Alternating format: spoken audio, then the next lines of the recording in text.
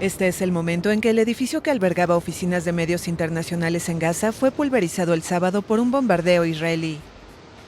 El ataque de la Fuerza Aérea destruyó la Torre Jalala de 13 pisos, que acababa de ser evacuado por los equipos de la cadena de información Al Jazeera y la agencia de prensa estadounidense AP Associated Press. Las imágenes del ataque fueron reproducidas en directo. La agencia estadounidense se dijo conmocionada y horrorizada. Recibimos una advertencia de que el edificio sería atacado. Estamos buscando información del gobierno israelí y estamos comprometidos con el Departamento de Estado de Estados Unidos para tratar de saber más. Este es un acontecimiento increíblemente perturbador.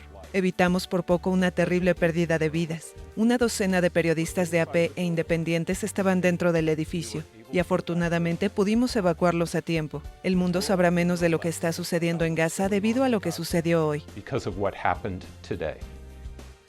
La portavoz del gobierno estadounidense Jen Psaki dijo en un tuit que la Casa Blanca comunicó directamente a Israel que es una responsabilidad crucial cuidar la seguridad de los periodistas y medios independientes. El Comité para la Protección de Periodistas con sede en Nueva York también exigió una explicación del gobierno israelí.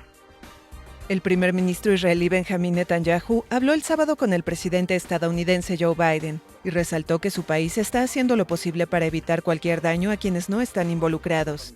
Dijo que la prueba es que los edificios que tienen locales de terroristas son evacuados de personas no involucradas antes de ser atacados. La Fuerza Aérea israelí ya había destruido el jueves una torre de más de 10 pisos donde se encontraba la cadena palestina Al-Aqsa creada hace algunos años por Hamás. Desde el lunes, al menos 139 palestinos han perdido la vida, entre ellos 39 menores y 1.000 resultaron heridos, según el último balance de las autoridades palestinas. También se han disparado más de 2.300 cohetes desde la Franja de Gaza contra Israel, que han matado a 10 personas, entre ellas un menor y un soldado, y han herido a 560. El alto responsable del Departamento de Estado norteamericano para los asuntos israelíes y palestinos, Hadi Amr, ha previsto reunirse con dirigentes israelíes en Jerusalén el domingo y visitar Cisjordania ocupada para entrevistarse con responsables palestinos.